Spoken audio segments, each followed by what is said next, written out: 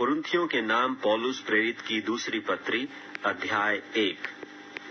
पौलुस की ओर से जो परमेश्वर की इच्छा से मसीह यीशु का प्रेरित है, और भाई तीमुथियुस की ओर से परमेश्वर की उस कलीसिया के नाम जो कुरिन्थुस में है, और सारे अखिया के सब पवित्र लोगों के नाम हमारे पिता परमेश्वर और प्रभु यीशु मसीह की ओर से तुम्हें अनुग्रह और शांति मिलती रहे।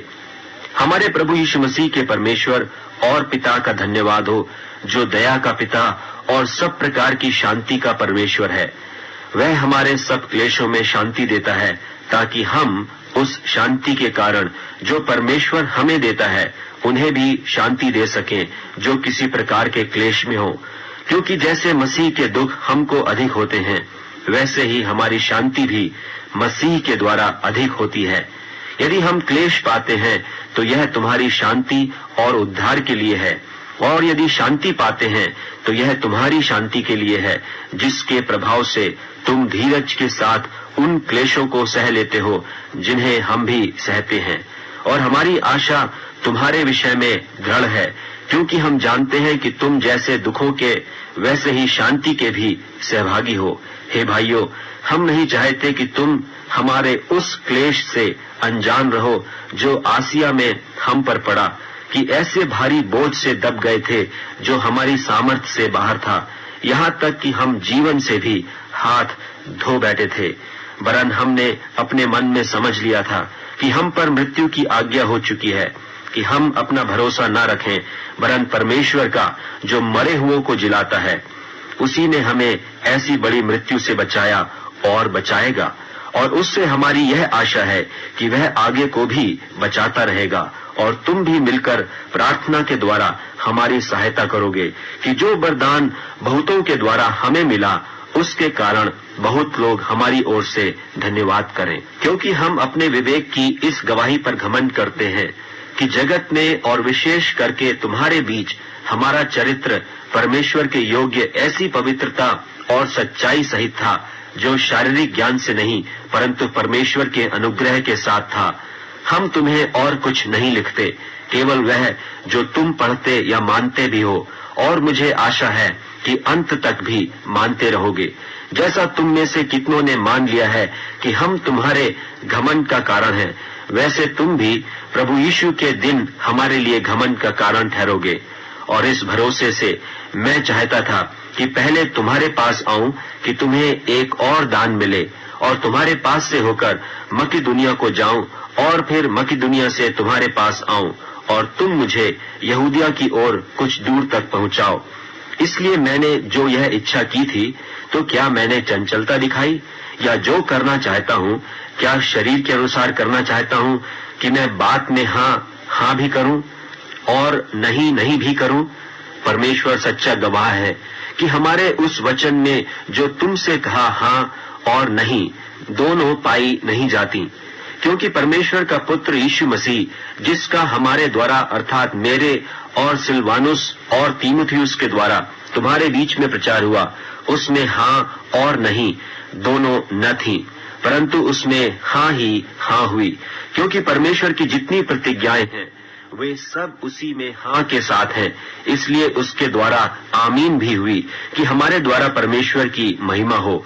और जो हमें तुम्हारे साथ मसीह में दृढ़ करता है, और जिसने हमें अभिषेक किया, वही परमेश्वर है, जिसने हम पर छाप भी कर दी है, और बयाने में आत्मा को हमारे मनों में दिया। मैं परमेश्वर को गवाह करता हूँ कि मैं अब तक कुरिन्थुस में इसलिए नहीं आया कि मुझे तुम पर तरस आता था। यह नहीं कि हम विश्वास के विषय में तुम पर प्रभुता जताना चाहते हैं, परंतु तुम्हारे आनंद में सहायक हैं, क्योंकि तुम विश्वास ही से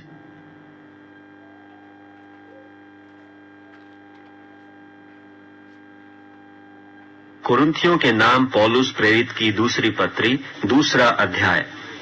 मैंने अपने मन में यही ठान लिया था कि फिर तुम्हारे पास उदास होकर न आऊं, क्योंकि यदि मैं तुम्हें उदास करूं तो मुझे आनंद देने वाला कौन होगा?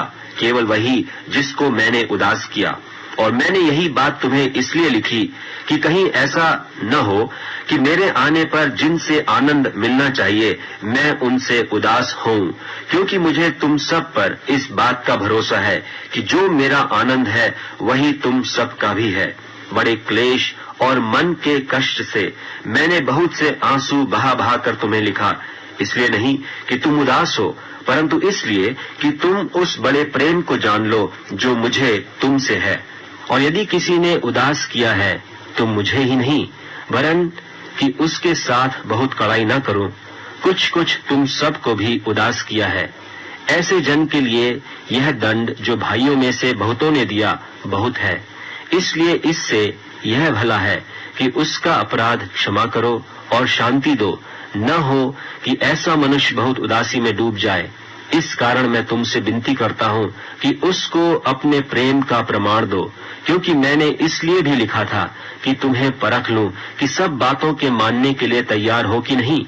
जिसका तुम कुछ क्षमा करते हो उसे मैं भी क्षमा करता हूं, क्योंकि मैंने भी जो कुछ क्षमा किया है यदि किया हो तो तुम्हारे कारण मसीह की जगह में होकर क्षमा किया है, कि शैतान का हम पर दांव न चले, क्योंकि हम उसकी युक्तियों से अनजान नहीं।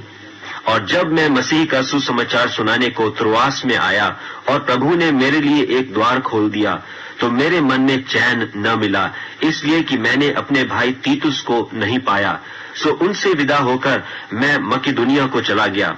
परंतु परमेश्वर का धन्यवाद हो जो मसीह में सदा हमको जय के उत्सव में लिए फिरता है और अपने ज्ञान का सुगंध हमारे द्वारा हर जगह फैलाता है, क्योंकि हम परमेश्वर के निकट उद्धार पाने वालों और नाश होने वालों दोनों के लिए मसीह के सुगंध हैं।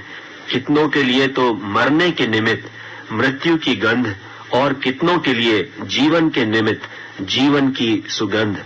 और इन बातों के योग्य कौन है? क्योंकि हम उन बहुतों के समान नहीं जो परमेश्वर के वचन में मिलावट करते हैं, परंतु मन की सच्चाई से और परमेश्वर की ओर से परमेश्वर को उपस्थित जानकर मसीह में बोलते हैं।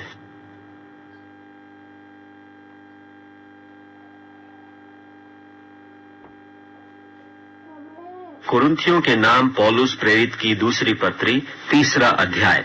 क्या हम फिर अपनी बड़ाई करने लगे, या हमें कितनों की नई सिफारिश की पत्रियां तुम्हारे पास लानी या तुमसे लेनी है?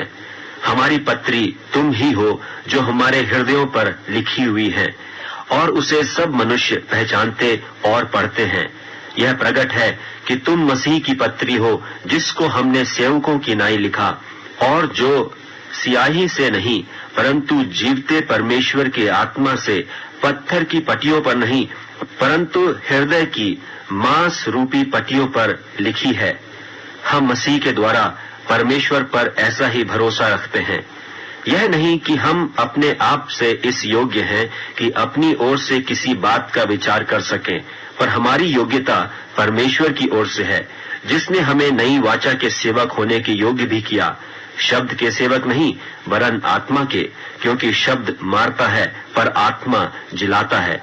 और यदि मृत्यु की वह वाचा जिसके अक्षर पत्थरों पर खोदे गए थे यहाँ तक तेजोमय हुई कि मूसा के मुंह पर के तेज के कारण जो घटता भी जाता था इस्राएल उसके मुंह पर दृष्टि नहीं कर सकते थे, तो आत्मा की वाचा और भी तेजोमय क्यों न होगी? क्योंकि जब दोषी ठहराने वाली वाचा तेजोमय थी, तो धर्मी ठहराने वाली वाचा और भी तेजोमय क्यों न होगी? और जो तेजोमय था वह भी उस तेज के कारण जो उससे बढ़कर तेजोमय था कुछ तेजोमय न ठहरा, क्योंकि जब वह जो घटता जाता था तेजोमय था, तो वह जो स्थिर रहेगा और भी तेजोमय क्यों न होगा? सो ऐसी आशा रखकर हम हियाव के साथ बोलते हैं, और मूसा की नाई नहीं, जिसने अपने मुंह पर पर्दा डाला था, ताकि इस्राएली उस घटने वाली वस्तु के अंत को न देखें, परंतु वे मतिमंद हो गए, क्योंकि आज तक पुराने नियम के पढ़ते समय उनके हृदयों पर वही पर्दा पड़ा रहता है, पर वह मसीह में उठ जाता है। और आज तक जब कभी मूसा की पुस्तक पढ़ी जाती है तो उनके हृदय पर पर्दा पड़ा रहता है, परंतु जब कभी उनका हृदय प्रभु की ओर फिरेगा तब वह पर्दा उठ जाएगा। प्रभु तो आत्मा है और जहां कहीं प्रभु का आत्मा है वहां स्वतंत्रता है।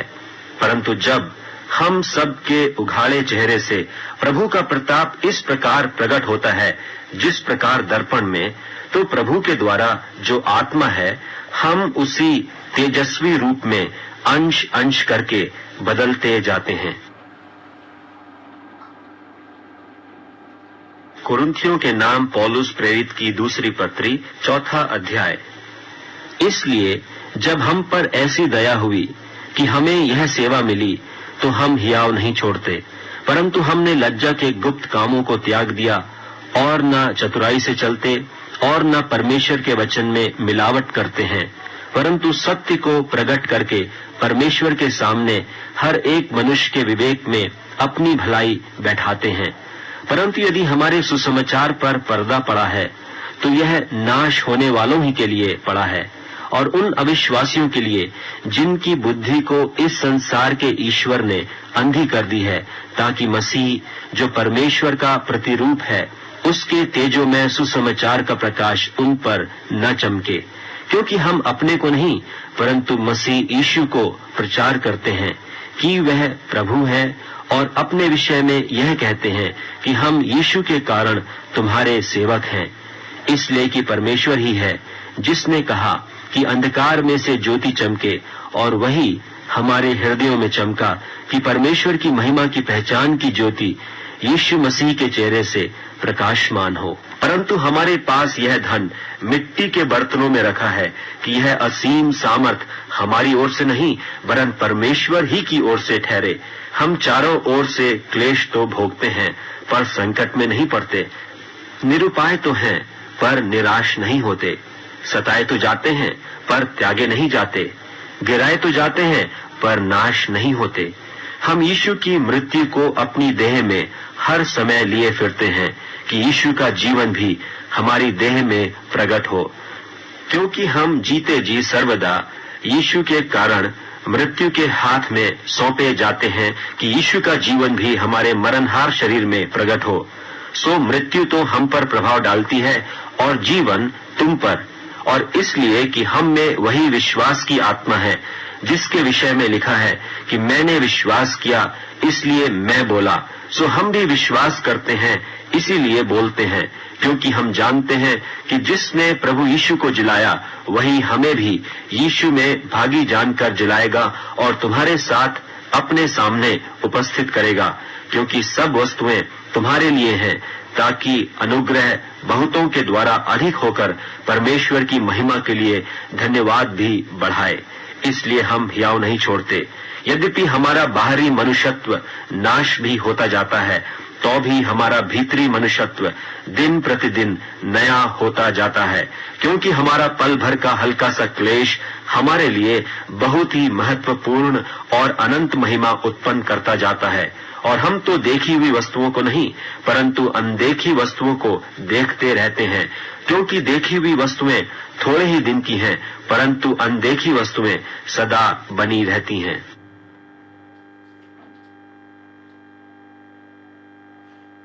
कुरिन्थियों के नाम पौलुस प्रेरित की दूसरी पत्री 5वां अध्याय।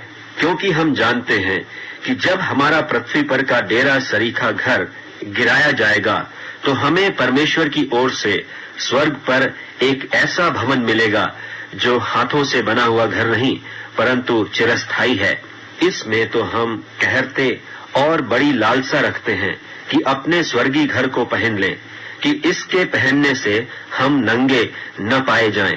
और हम इस डेरे में रहते हुए बोझ से दबे कहरते रहते हैं, क्योंकि हम उतारना नहीं वरन और पहनना चाहते हैं, ताकि वह जो मरणहार है जीवन में डूब जाए।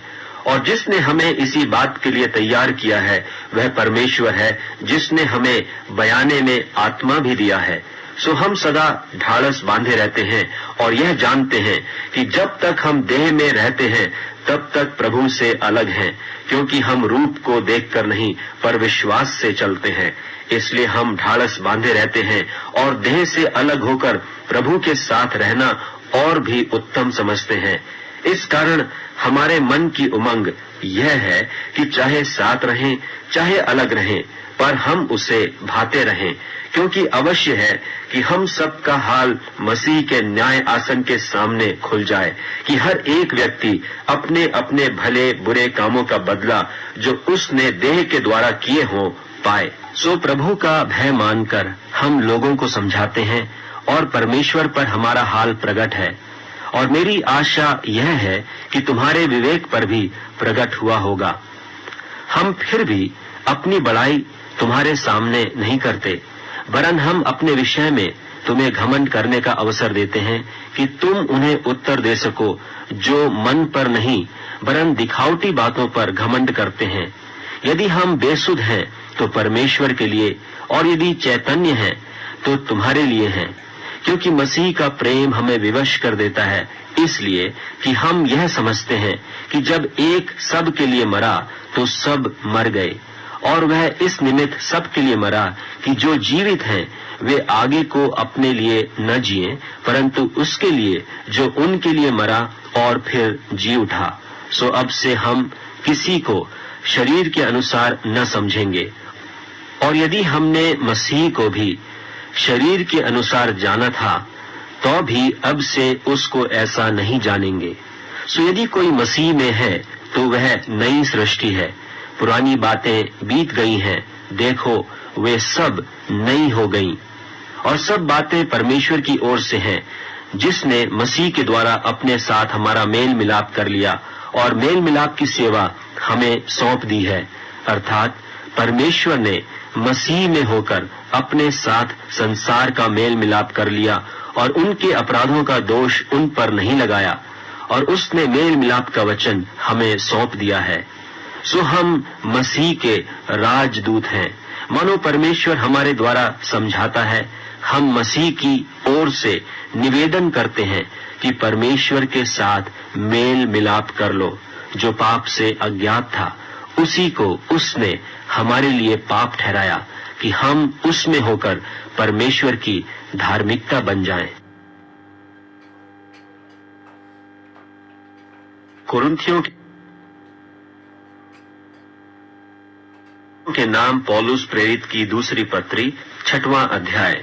और हम जो उसके सहकर्मी हैं यह भी समझाते हैं कि परमेश्वर का अनुग्रह जो तुम पर हुआ व्यर्थ न रहने दो, क्योंकि वह तो कहता है कि अपनी प्रसन्नता के समय मैंने तेरी सुन ली और उद्धार के दिन मैंने तेरी सहायता की। देखो अभी वह प्रसन्नता का समय है, देखो अभी वह उद्धार का दिन है।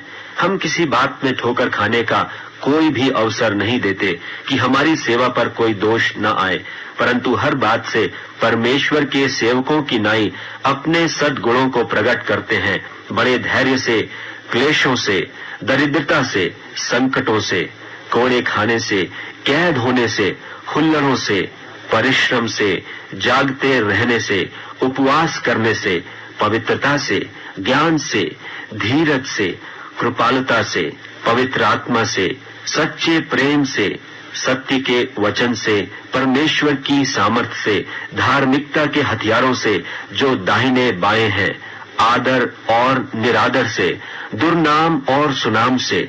यद्यपि भरमाने वालों के ऐसे मालूम होते हैं तो भी सच्चे हैं, अनजानों के सदृश्य हैं तो भी प्रसिद्ध हैं, मरते हुओं के ऐसे हैं और देखो जीवित हैं, मार खाने वालों के सदृश्य हैं परंतु प्राण से मारे नहीं जाते, शोक करने वाले के समान हैं परंतु सर्वदा आनंद करते हैं, कंगालों के ऐसे हैं परंतु बहुतों को धनवान बना देते हैं, ऐसे हैं जैसे हमारे पास कुछ नहीं तो भी सब कुछ रखते हैं।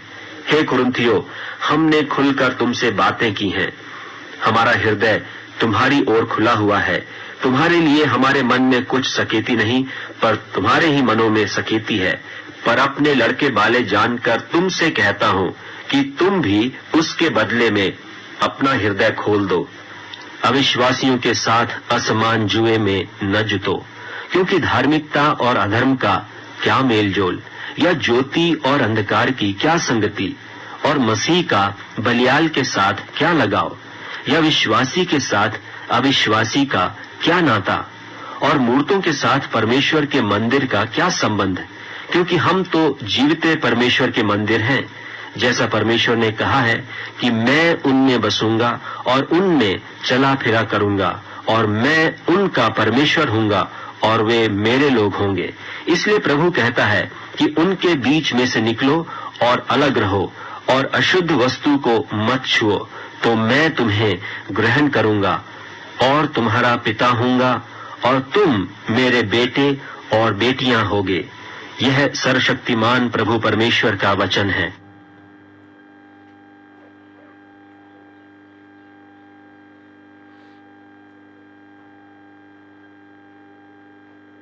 कुरिन्थियों के नाम पौलुस प्रेरित की दूसरी पत्री 7वां अध्याय। सो हे प्यारो, जबकि ये प्रतिज्ञाएं हमें मिली हैं, तो आओ हम अपने आप को शरीर और आत्मा की सब मलिनता से शुद्ध करें और परमेश्वर का भय रखते हुए पवित्रता को सिद्ध करें। हमें अपने हृदय में जगह दो।